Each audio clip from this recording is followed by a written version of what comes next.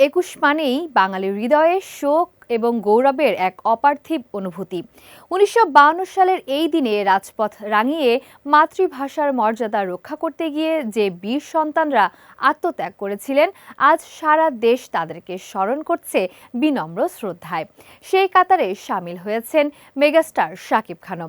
তিনি মাতৃভাষার জন্য প্রাণ বিলিয়ে দেয়া শহীদদের প্রতি বিশেষ শ্রদ্ধা জানিয়েছেন।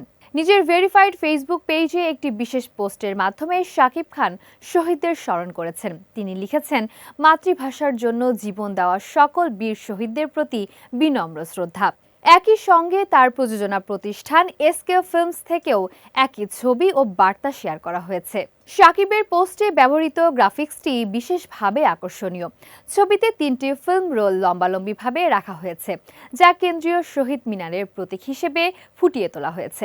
পাশে একটি ফিল্ম রিল রেখেই চলচ্চিত্রের গুরুত্বপূর্ণ উপাদানকে জাতীয় শোক ও গৌরবের সঙ্গে সংযুক্ত করেছেন তিনি।